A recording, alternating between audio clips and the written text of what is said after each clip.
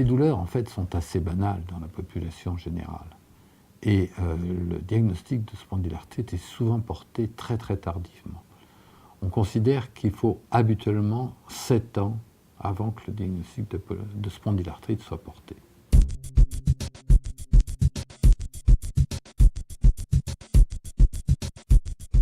On doit penser au diagnostic de spondylarthrite lorsque une personne jeune, habituellement, se plaint de douleurs de la colonne, de lombalgie essentiellement, qui sont nocturnes, qui le réveillent la nuit.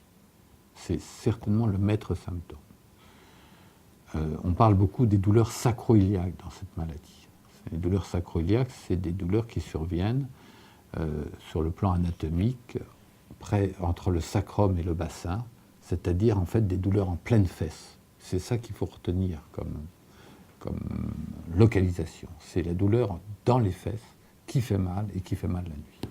On peut avoir dans la spondylarthrite des localisations périphériques. N'importe quelle articulation peut être touchée par la spondylarthrite, mais c'est habituellement associé à des lésions de la colonne vertébrale. Vous pouvez très bien avoir un gonflement d'un poignet, d'un genou ou d'un pied qui soit en rapport avec la spondylarthrite, mais c'est, je vous dis, le plus associé à des lésions axiales, à des douleurs vertébrales. Et puis, il y a un certain nombre de manifestations qui peuvent survenir dans le cadre des spondylarthropathies. C'est des douleurs des pieds, en particulier les talalgies, c'est-à-dire des douleurs des talons qui peuvent être parfois très invalidants.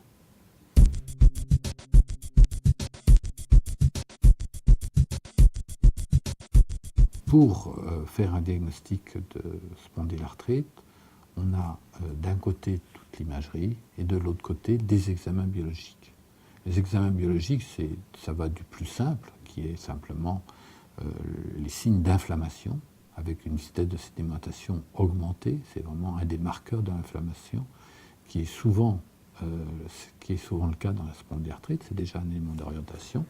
Et puis, si on a plus de doutes, on peut s'aider de la recherche de l'antigène HLA-B27.